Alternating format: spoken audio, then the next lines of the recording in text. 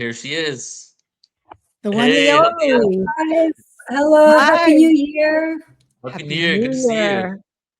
Good to see you too. It's How's so it funny going? that good. It's so funny that you say that because up until 20 minutes ago, I had no idea what I was going to talk about.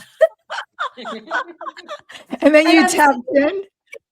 and it's Sunday, and I'm sitting in my desk, and I took the day today, just to like be present and focus and see, okay, what comes through. And they're like, nope, like go have a nap, like do other Yeah. things, walk the dogs. Yeah. But it's fine. A few things have come through, but I think as I talk, I'll start opening up and activating more. But it was just very interesting because it's like, guys, why is it always so last minute? Why do you think that is? Is it because the energy is always shifting so Yeah. much? And Mm, if they give you information, maybe you're going to put your mind towards it and start mm, thinking about it rather than just receiving it, Yeah, I right? think it's a bit of both. It's a little bit, they need to see kind of like who's on and the energy and the frequency of, the platform itself. Yeah. Um, I sometimes get like little points, but then exactly as you said, like I get told a lot of the time to not really do any external research because mm. then that can consciously and subconsciously, you can create an ideology and it can be like a little bit shifted from what the channel needs to receive and come through. So yeah, so it's quite interesting. I mean, like I'll prep here and there, but for the online ones, I could never prep. Yeah. The in person, I'm a bit more like, if there's a PowerPoint or a presentation, but even then, I'll do the presentation and then sometimes I'll get on stage and be like, okay, now you do the presentation for 20 minutes and for 40 minutes you talk about something else. So I'm like, Yeah. okay. Yeah. Well, that And that's may in I ask, essence channeling. Yeah. Go ahead.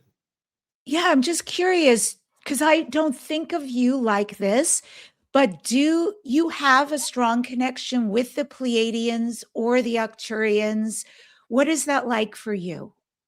So there's a higher version of myself that is seated in Pleiades, and that's one of the beings that I mainly channel from, and one of the first beings that ever came to me.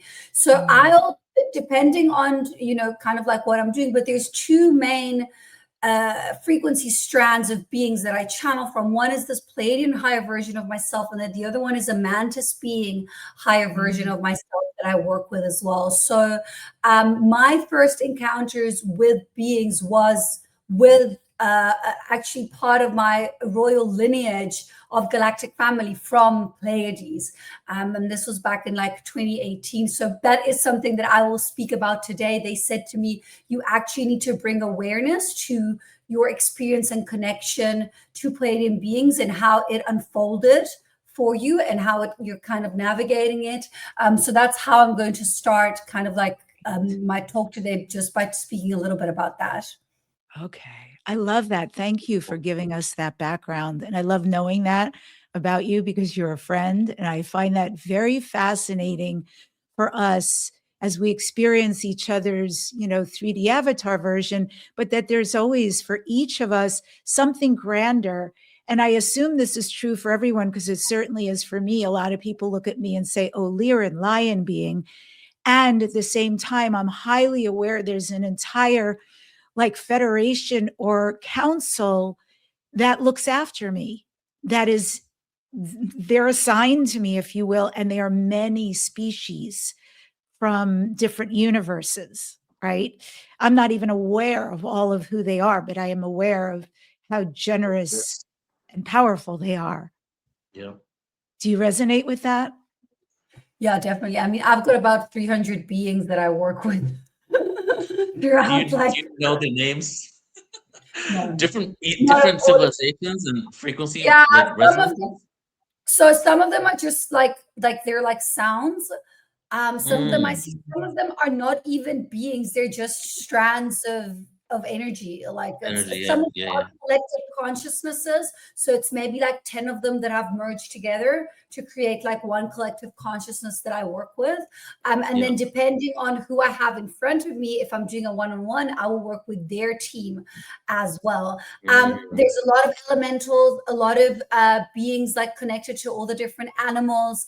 I mean, I'll channel beings that like are anchored within like a crystal. Okay, this is an ET yeah, being. You know, there will be the essence of the being that's connected to the crystal that will come through, basically. And the interesting thing, this is what I learned, you know, in the years in the industry, is that we don't all have beings around us that stay throughout our lifetime. Like, I had beings that were only with me throughout my pregnancy. And then after my pregnancy, they left because they were like, no, we just with you for this short amount of time. I had beings come in and assist me in my early 30s. I had beings that were with me as I was a teenager and then left. So we have some guides and beings that stay with us, you know, throughout our lifetimes, but most of them actually come and go. And then obviously if we call them, they can come back, but because they are also navigating their own soul contracts, missions, and experiences and karmic cycles, they might have to be with us only for like 5 years, you know, Earth years, you know, and that's you know, their connection with them to us, and then they go on and work and assist someone else. So it's very interesting how this whole dynamic works multidimensionally as well. Makes perfect sense. All right, LP, you ready to go? Yeah.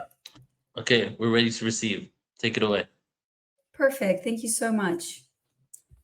Thank you so much for having me. Hi, guys. Welcome. For those of you who don't know me, thank you, Debbie, for the beautiful introduction. My name is Lucretia.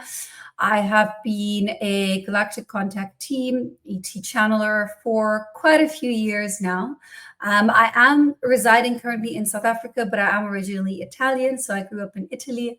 And yeah, so today I'm going to speak a little bit about my personal experience with a higher version of myself, which is a ninth dimensional Pleiadian being, which started coming through to me back in 2017. So let's backtrack on when I was a child. So this is a very interesting story. I love telling the story because it's back in the 90s. So I grew up in the 90s and I was about, I think maybe 9 or 10 years old. And I was watching TV with my parents. It was one of these the old box TVs. There were no flat screens back then. And it was like the square TV that was like thick at the back. It was like a box TV. And all of a sudden, so we in Italy and we're watching this channel, and then we were watching the show, and then in between the show, there was an advert for another show that was coming on, I don't know, the next week. And it was like this sensational show where they covered like ETs and mysteries and all of that. And in the preview for this show, they are interviewing this woman, and she looks very beautiful, very majestic, and they're interviewing her, and she says, I'm from Pleiades. I am here now. I incarnated on Earth, but I come from Pleiades. And I remember, I think I was like 9 years old, and I remember seeing that. And I remember something clicked inside me, and I even have goosebumps now saying it, and I said, I'm also from there. I was like, I just felt it.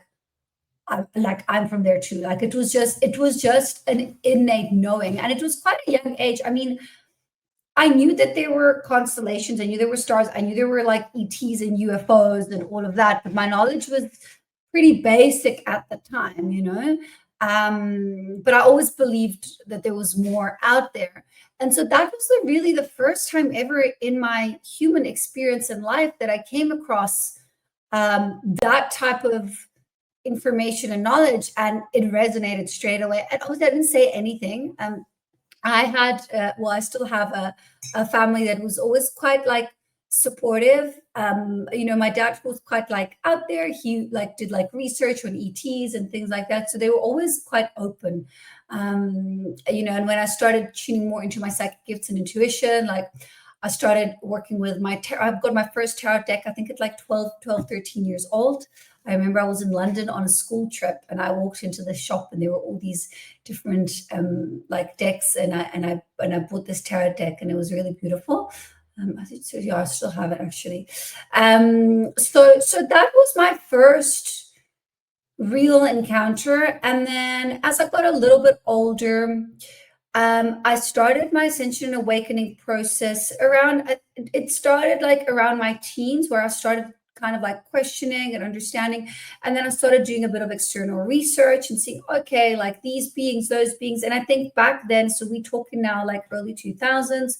I think back then, hi, David. Hi, David, wrote in the comments. Nice to see you here too.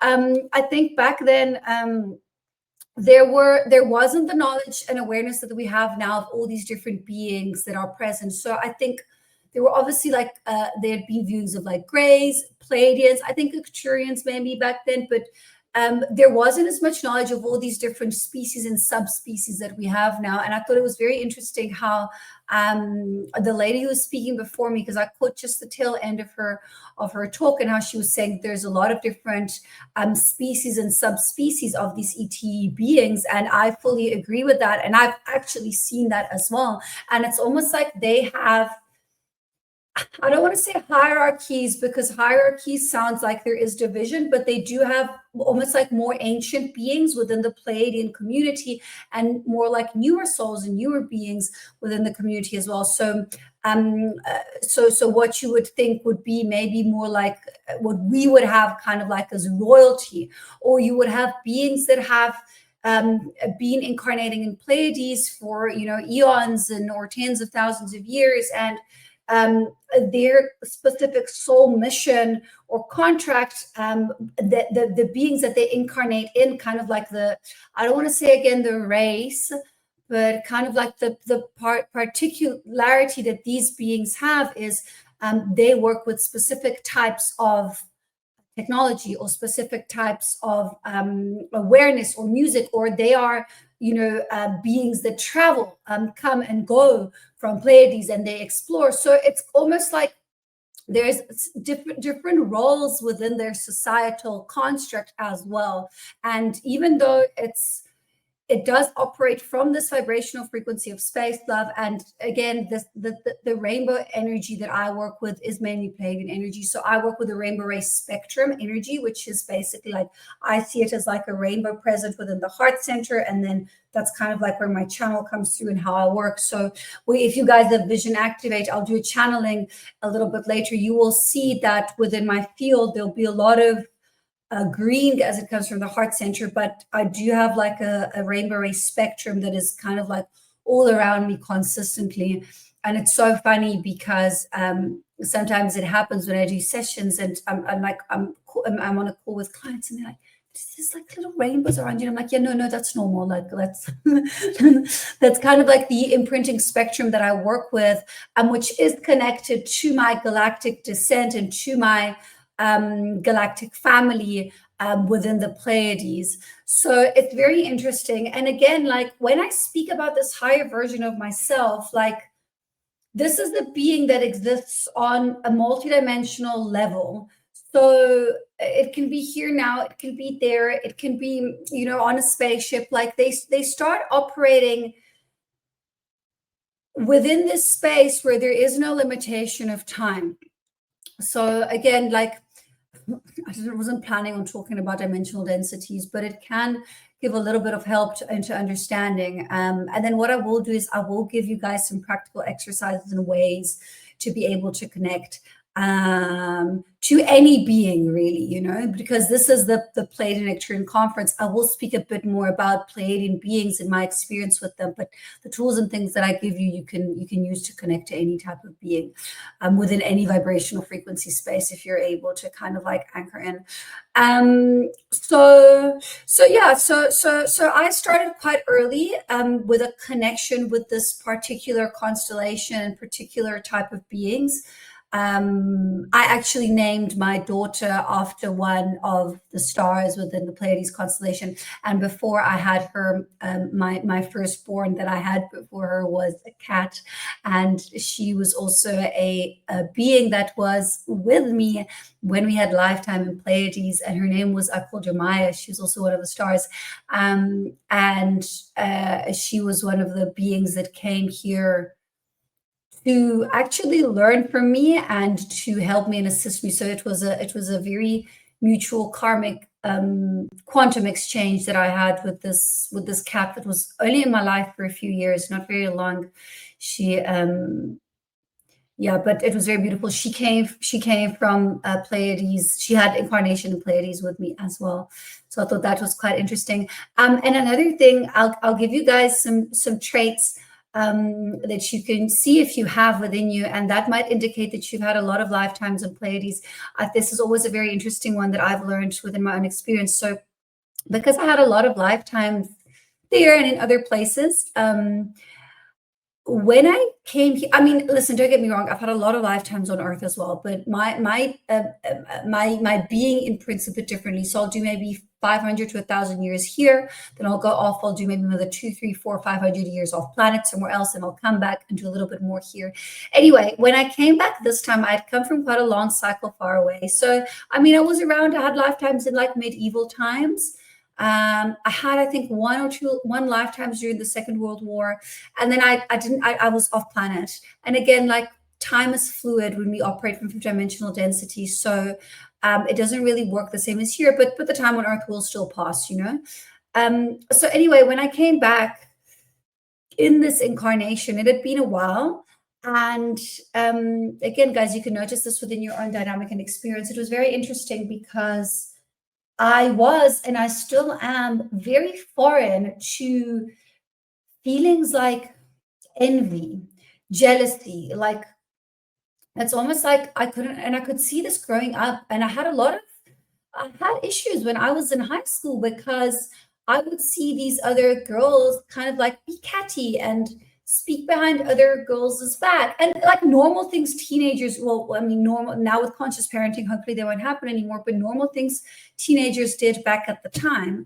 And for me, I've always been what you see is what you get, very straightforward, and I never felt any of these emotions like envy, jealousy, or, you know, I've always believed that, it's just an example, you know, if like I like a human, a man or a guy, and they like someone else, then I'm not going to be jealous because she's a different person. I can never be her. She can never be me. And so someone who will like me for me, and her for her, you know, sort of thing. So I always saw it that way.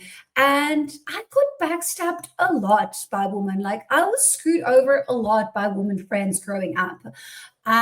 Because I was always, you know, like, pleasant looking. I was kind, I was open. I'm human, you know, so I'm sure I've also done, you know, but my innate being was, I came from a very pure space, and this is why I can channel the way that I channel, because of the purity within my system, and because of that modus operandi that I've had, basically.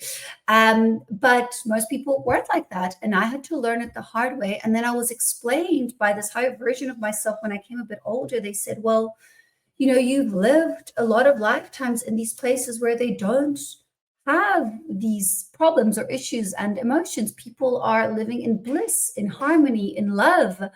And there's still obviously some level of confrontation, but there's none of the backstabbing, of the jealousy, of the envy, all these like deeply insecurity rooted emotions that drive people to operate from very low vibrational frequency survival center and ego-based projections. Don't exist up there. They don't have them, you know. So they were literally foreign to me. It's like I couldn't wrap my head around it. I couldn't understand how people can be mean to each other, you know. And then I got a reality check, and I grew, and I still have that in me. And again, this is why I can do what I do and work how I work and live how I live. And you know, I still retain that. I'm a bit more street smart, if that's how you wanna call it. But it took me a while to understand, and still now, like, I still struggle to understand like why people act in certain ways. I hold compassion for everyone's experience, you know, but I've learned to set boundaries and to kind of like distance myself from experiences like that. But for many years of my life, because of this galactic and genetic imprinting that I have, I didn't understand how that was possible. And I think this is a very useful thing, because a lot of star seeds that are here and incarnated, like, some of them are young, they haven't had a lot of lifetimes on Earth, and they struggle to really anchor and understand these patterns that humans have, you know. So this was just another thing that's, I wasn't planning to talk about this, but this just came through now. And I think it's useful to know, you know, and I'm not saying you should kind of like, expect the worst of people and things like that. But it is important to really, so this is what they're sending me, really understanding that, you chose to be here in the now, and to really bridge, and this is what most of us are here to do, so to bridge this galactic quantum understanding and vibrational frequency that we carry with the human, the present, the now, the being here. And this is something that I want to speak a little bit about as well. These are some of the teachings that I've understood and have come through my played-in version of myself. And I want to kind of like give you guys some of these tools to help you on a day-to-day basis. And these are like different types of meditation and different types of anchoring and presence that that can help you guys. So the first kind of like tool that I use to navigate my day-to-day is really a consistent daily meditation, which it brings me back to the now moment, to the present. And this anchors into the 0 point neutrality. And it really comes down to, if I want to simplify it, to managing your emotions, responding instead of reacting, and objectively observing what is going on within you, around you, in your experience on a day-to-day, in your human interactions with other people. So observing yourself and how you, and this comes very in handy when you're trying to reprogram triggers. So let's say you are walking into, and this is something that came up a lot with family, we've had Christmas, we've had New Year's, a lot of family time, so a lot of time for introspection, a lot of time for triggers to come up, so let's say you are walking into a family dinner and there is a member of your family that particularly triggers you. Okay, so as we all know, every trigger is showing us something within ourselves. Our reality is just a reflection of what's going on within us. So obviously, without spiritually bypassing other people's experiences, I think it's important that, when something gets shown to us from this perspective, and we see that it's causing a trigger within us, we sit and we're like, okay, why is this triggering me? How can I respond to this? How can I maintain, my center? How can I be grounded? And you will be triggered. Everyone gets triggered. Like I think even monks in Tibet, will occasionally get triggered. They might not show it, but everyone gets triggered. So using consistent daily practice to bring you back into the now, and the other meditations that I will explain about as well will help you get to this goal. But this is the goal. You want to live in a space where you are consistently, objectively observing what is happening to you. And why do I say that? Because when the time comes to take aligned action and make a conscious decision to bring forward your highest timeline, you're going to be able to see what that is. If you're too busy worrying about the past or the future, you're going to really struggle to know what is best for you. And I'll give you like a basic example, okay? Let me give two. So you want to manifest or anchor, you want a new job, okay? You don't like the job you have now. You still need to take aligned action to get that job. So you need to go out and send your CV. And then let's say you get like 3 job opportunities and you're like, oh my goodness, like what am I going to do, If you're present and anchored in the now, you're going to be able to ask your guides. Remember, guys, there is the law of non-intervention. Unless you call them and ask them, they cannot help you. So you really need to always speak to your guides. Actively say to them, can you come and help me? I need you here. Please now assist me. If you're just navigating your life and expecting them to help you, like that's not going to work. You're a sovereign being. You need to create a relationship with them. You need to call to them, speak through your throat chakra, anchor within this reality, what it is that you want. Wake up and tell your guides, today I need help with this legal matter. Please come in and assist me, sort of thing. And so if you're doing that and then you need to make decisions, they will send you different things to help you understand what direction it is that you need to go down. And if you're too busy worrying and you're not anchored and present in the now, in a neutral space, and you're getting triggered and you're anxious and you're stressed and you're, you know, all of these beautiful emotions that you need to navigate and go through, but not allowed to control you, then you're going to miss it. Okay. So it's kind of like an internal peace that you need to cultivate. That, I mean, like, if any of you are parents, you know how difficult that is. Like, I think that, like, one of the biggest leaps that I had in understanding that was becoming a parent, because it's a whole other level of patience and compassion that you need to have, especially now with all the studies that have come through with gentle parenting. I do gentle parenting with my kid, and which wasn't done to me because they didn't know. I mean, this only came around in the last 20 years or so, but that's a whole other level of self-control and awareness that you need to have when you're dealing with it. 3-year-olds tantrums, 4-year-olds tantrums, you know, sort of thing. So anyway, so that's a really useful technique that you can apply to really kind of like everything. Another type of meditation that will assist you guys in connecting is really like the deep, expansive journey meditation, which would encompass your astral space as well. But it would be your deep meditation. So this is the one where you sit down or you lie down and you close your eyes and you go in really deeply. Now you can get into this state in a lot of different ways. You can use breath work. You can use kind of like musical frequency. You can also use plant medicine to assist you. That's a whole kind of like other topic. But this would be some kind of connection that you have that is almost tangible, you know, to your guides, to your higher version of self. And this is where you can travel. This is where you can astral project your consciousness. This is where you will see tunnels and you will go through them and then see the geometry, or, you know, go up in space and see Earth. Or, yeah, I mean, you can even go all the way up to spaceships and things like that. So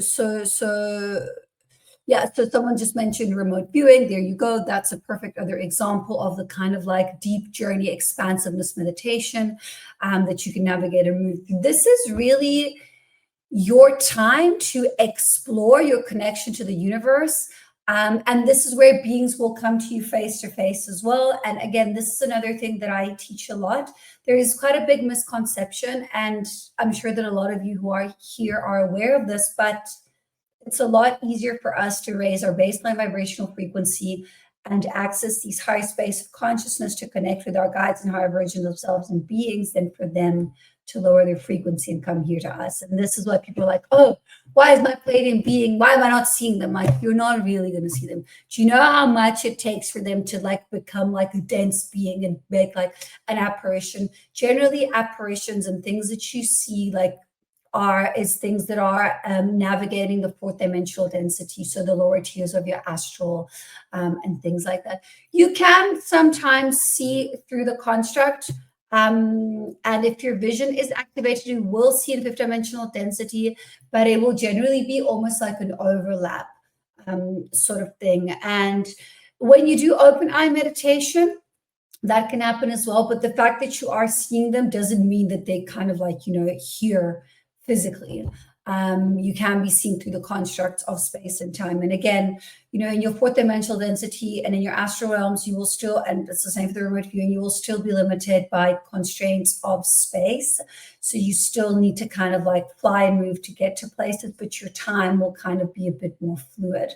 So your time won't be linear like it is in the 3D. So we're merging now, we're oscillating between the 3D and the 4D now in the evolution of consciousness and ascension and awakening process. So that's when you're like, oh my God, like 5 minutes have passed, it felt like an eternity, or it's been a month and you felt like a day has passed, you know, sort of thing. So, and going back to the first type of kind of like present meditation, it helps to be anchored and present now, because then once you're able to understand how time works, you can control it.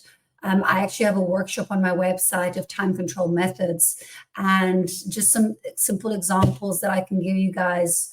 Like, I'm never late. Like, I promise you, it can take me 15 minutes in like linear time to get to a place. I leave 5 minutes before my house. I will not be late. I will get there on time.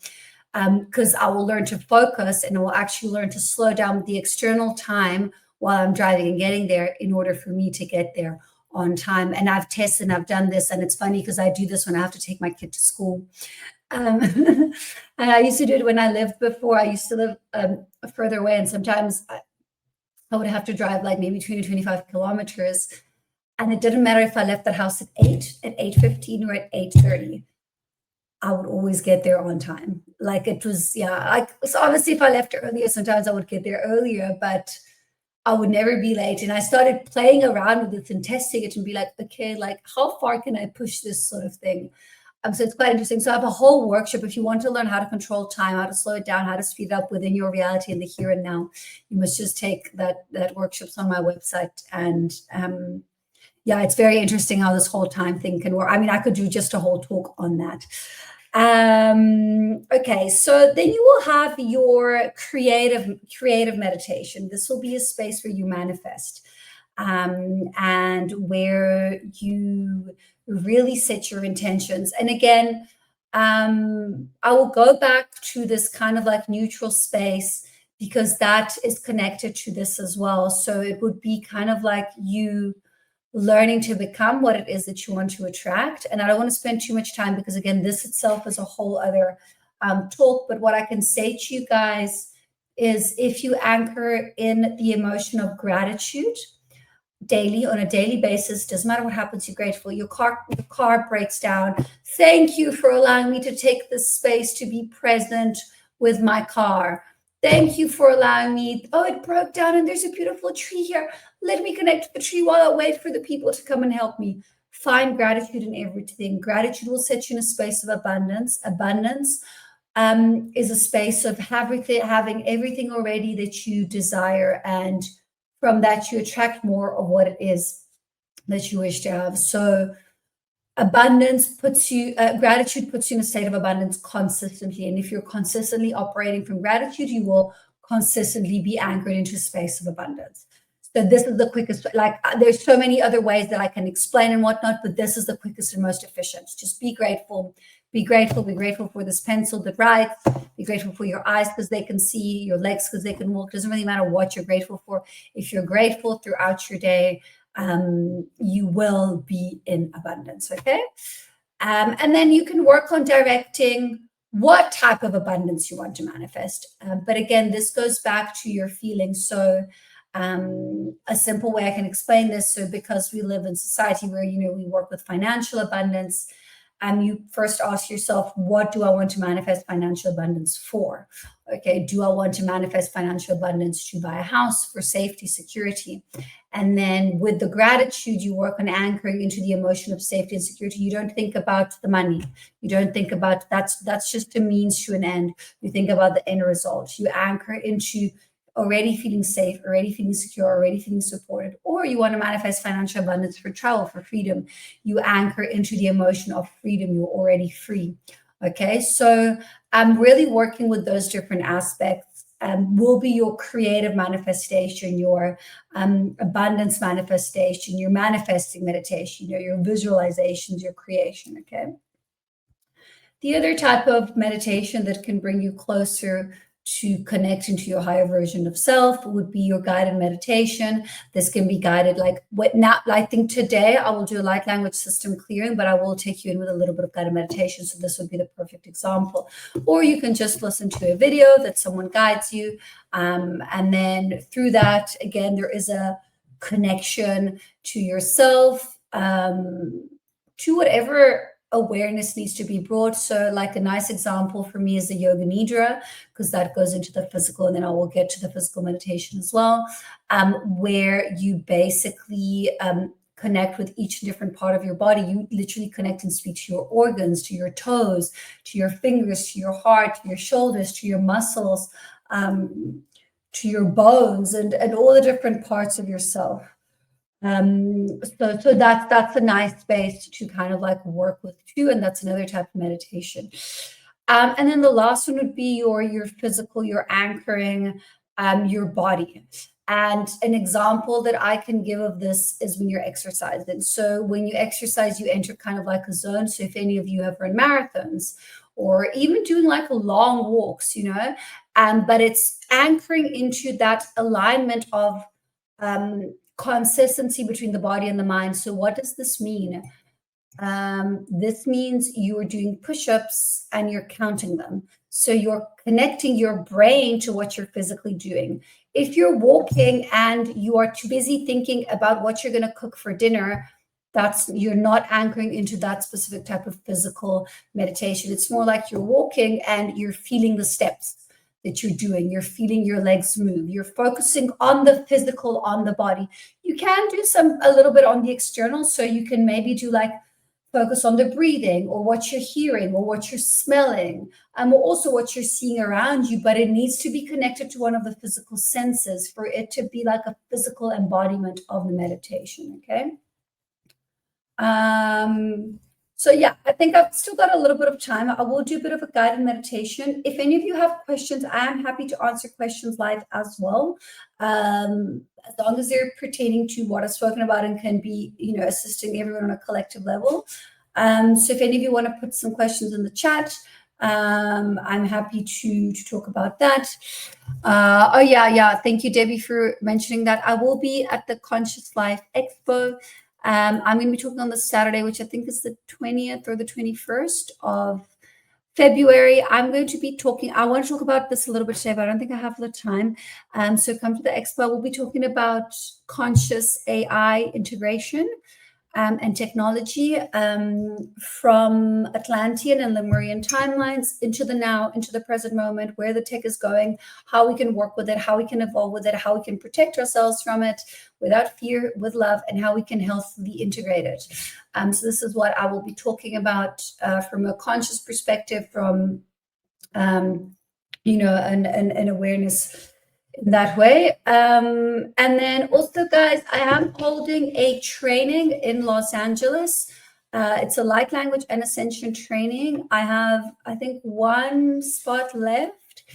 And it will be just after the Conscious Life Expo. So it'll be from the 25th of February to the 1st of March. It's a 5-day intensive training.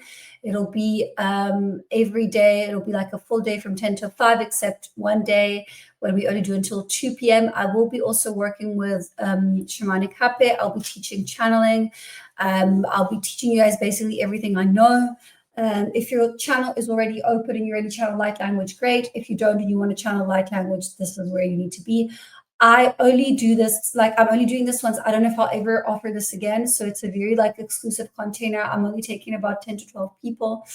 So yeah, so you can either, I'm actually gonna leave my email here in the comments if you guys want to email me about it, or I think there is a link to my website. You can also contact me from the website. Yeah, that's my email. And then I also have a Mexico retreat that's coming up in November, from the 3 to the 9th of November. It's going to be in Oaxaca. We will be working in activating your galactic DNA connected to the pyramids. So the retreat itself is in Oaxaca, which is nearby the ancient pyramids. There's a few different sites that we're going to be visiting.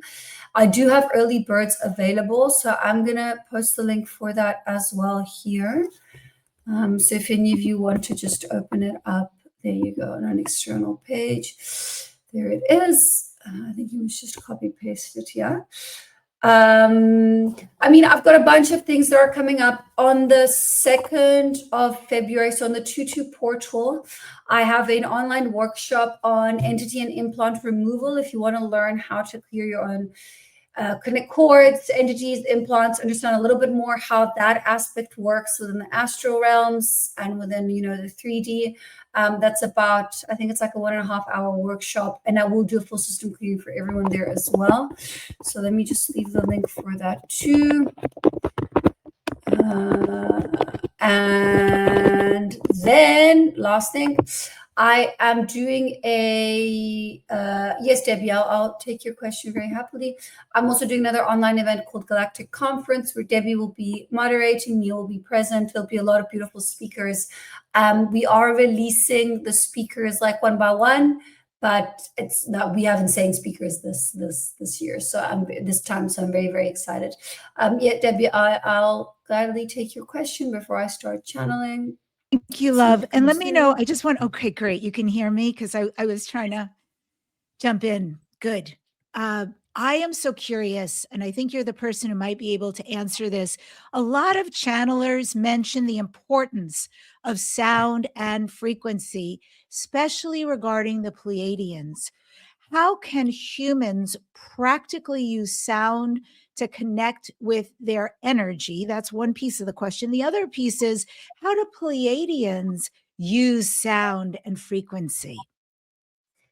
Okay, so the first thing they said to me as you spoke is tuning forks. They can work with tuning forks and work with the frequency of that, because that will help in recalibrating their crystalline structure and their DNA. So if you don't have tuning forks, maybe, you know, go get them. But obviously working with the solfeggio frequencies as well, which is the same frequency of the tuning forks, and you can find all of those online. And then it's a very interesting question. So they actually sing a lot. They do. They sing. Yeah. So the frequency that comes through is, some of it is so high. And this is why I always say to people who follow me, and you've seen this in my channel, like the way I channel when I'm in person and when I'm holding like an in-person container, they will be singing, but the frequency of that is so high that it's actually not, it can't come through the technology. The technology actually doesn't pick it up. And so it's quite interesting that you know, that I started using that a few years ago. So that's kind of like how I understand it. There's definitely like crystal sounds that comes through. So crystals within frequency, they're showing me now. They work with that too. But I think, yeah, I think the tuning fork is a good practical way that everyone can use and do, you know, so that they can get kind of like into that alignment to be able to connect better. So I don't know if that kind of answers your question. Yes, and Bonnie is asking, can we use the one tuning fork, the A note? Like, and that's actually a great question, because I do have tuning forks, and I understand when I learned how to work with them, you use them in different parts of the body for different reasons, but also occasionally you can activate one. You don't want to put it too close to the ear, but putting it in a good range to the ear, that the body can recalibrate itself based on that frequency. And maybe you can weigh in on that.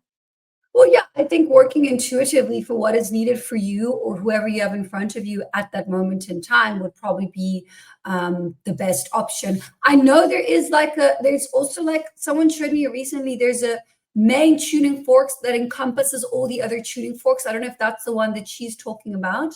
But yeah, I think, again, working intuitively, and if in that moment you want to work with the tuning fork and the Tibetan bells, then, you know, work with those too. Like there's a lot of different tools that you can use. But I think just, you know, the first thing that they sent to me was a tuning fork. So I thought that was quite interesting, because I have tuning forks. I use them like quite seldom. I use more Tibetan bells in my practices, but it's quite interesting that they say that, because in the last like maybe 6 to 8 months, I've been using them more than I have in the last like 10 years. That's really interesting. It's beautiful. And I don't want to take up too much time for your channeling, because I know that's going to be a pretty amazing experience. So I'll release the questions. Somebody else asked, but I think you can actually Google this. Is the A connected to the heart? I know it's about the hertz that come out of it. Yeah. And generally it's about a meditative relaxation experience for the body. So it's a great question, but let's release her, and maybe we'll receive the answers in the channeling unbeknownst. Amazing. Yeah, so you can just start by closing your eyes and anchoring into the body. As you find your comfortable breathing rhythm. With every inhale, you breathe in light, and with every exhale, you release all that doesn't serve you anymore. As you relax body, system, and energy field, you stay in a space of openness and oneness. As we call on the Archangelic Collective, Michael to the south, Uriel to the north, Raphael to the east, and Gabriel to the west, we call on Archangel Metatron with this blue cloak of protection from above, and sign off on to seal the grid from below. So we call on our higher selves, our spirit guides, and anyone else who wishes to be present. The greatest and highest good, you're welcome in the space. Kurukuai Shinayatra. Kurukuai Shina Creo to Kurukut Krasiro Kurukut Krai Shinayatra, Treo Kurukuai Shinayatra, Treo Kurukuat Kre Asiro Kurukut Krat Kre Ukumrasi Kumrat Kurai Sirayasa. Opening systems, opening Yoroatia Shi Kurukut Kiaratra, Kar Kurukut Kiara Tretrek Arukuai Siraya Shiratra, Treate Kurukut Kranara Tre Osira Tarakra, opening, expanding, Shirokorokot, anchoring, rainbow rays or rays, anchoring, golden rays, anchoring, releasing, Shikurokurai Shirayatra, Takurokuai Shirayatra, Korokot Kras, Yera Sira Kurokura, surrendering into more light, divine rays, anchoring, systems, expanding, attuning, opening, rat kruai shirayatra, shikurokut kruai shirayatra, kreaki kurokumrai sirat, shakarakai shirayatra, treokurokut krasia, shikurokut krashiro, kuroi shirayatra, shiratri kurokut krat, kreaturokut krat, letting go. Opening, expanding, anchoring, more light, shukurukuai shirayatra. Kurukuai shirayata.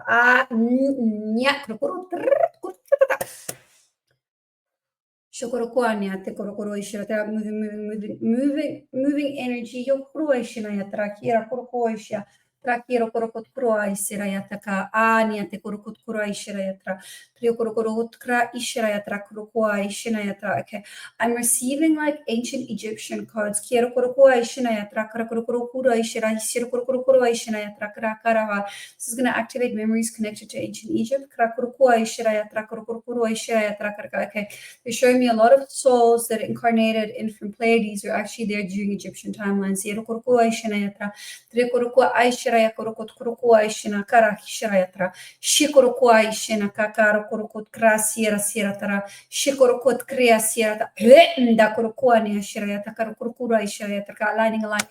Aligning, attuning systems, aligning, attuning, aligning,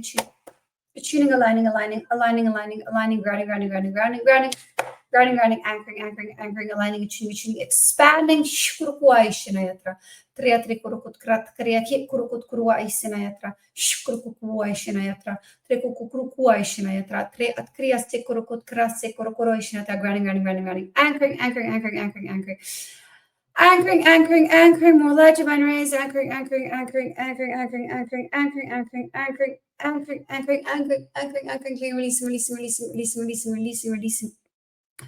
releasing, more light, divine rays, anchoring.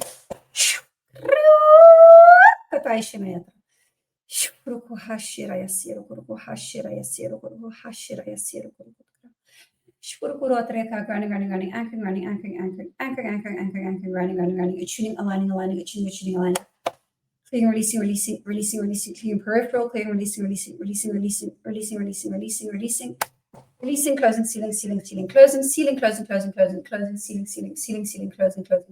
closing, sealing, closing, sealing, closing, sealing, closing, sealing, closing, anchoring, closing, sealing, closing, sealing, closing.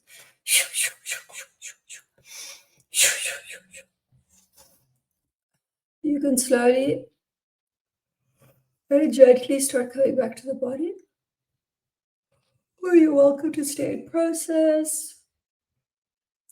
Whatever is needed for you at this moment in time, the healing will move through your body for the next few hours. You might feel like you need to eat more, sleep more, rest more. You might feel highly activated. Just know that it can take up to 3 weeks for full integration of everything. There was quite a lot of clearing that occurred within the lower chakras and peripheral on a collective level. And a lot of memory activation, which I thought was quite interesting. So yeah, take your time, come back to the now, or stay in process, whatever works best for you. And I think that puts me good on time. Here we are. You're doing great. Thank you so much for that.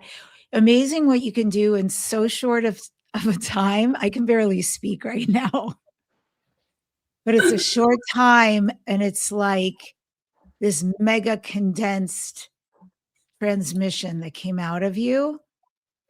It feels so beautiful to be in this space. Thank you for those clearings and that Thank you. removal, but also it felt like an alignment for right now too.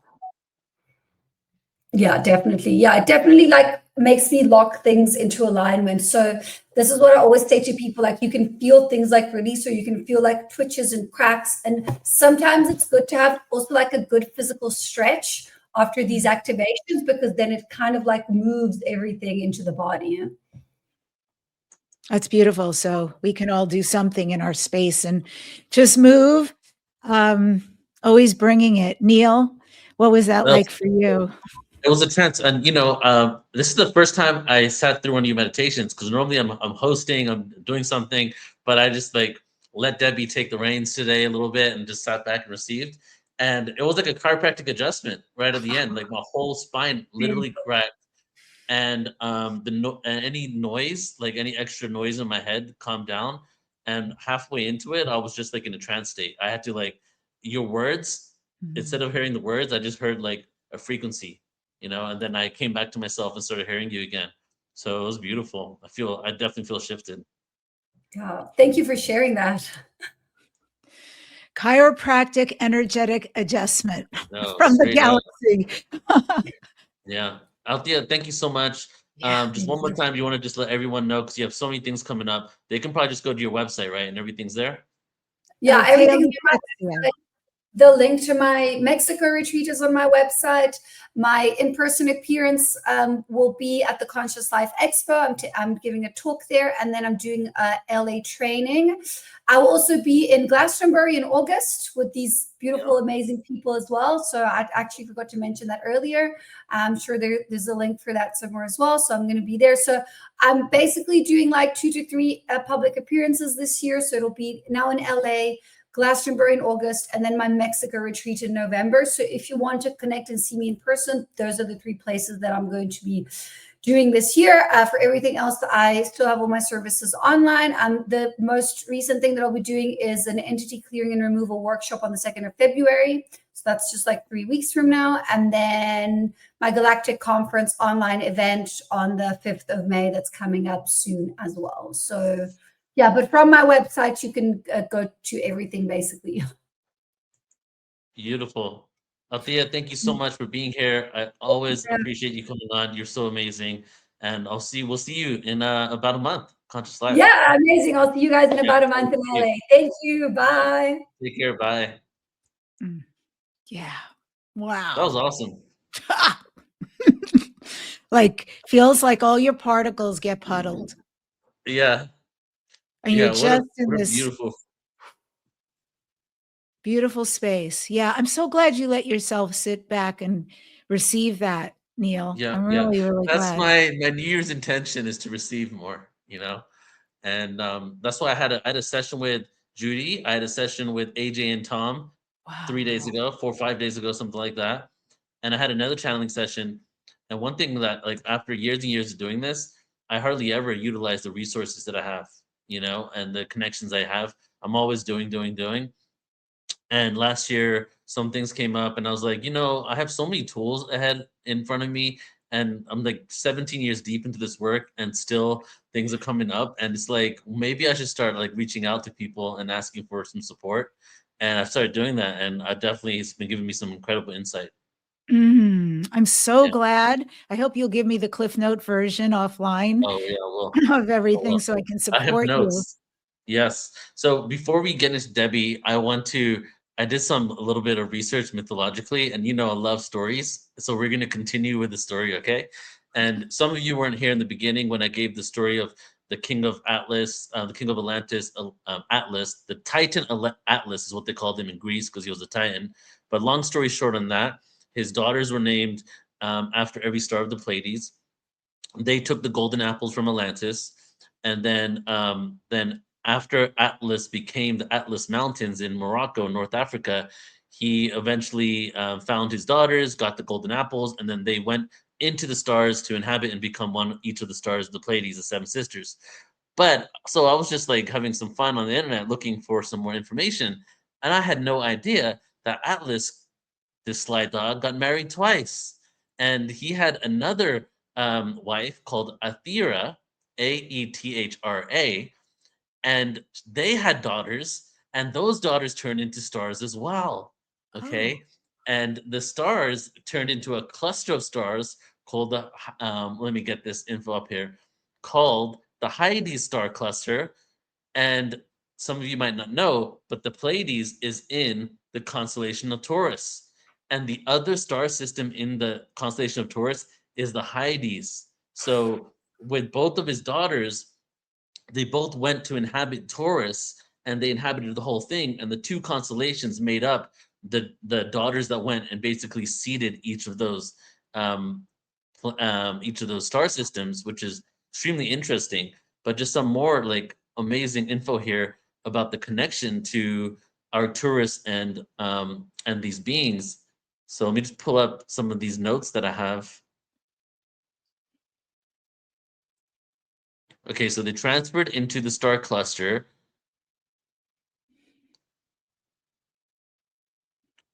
And astronomical, okay, this is the connection to Taurus. So, first of all, Taurus is the bull, right?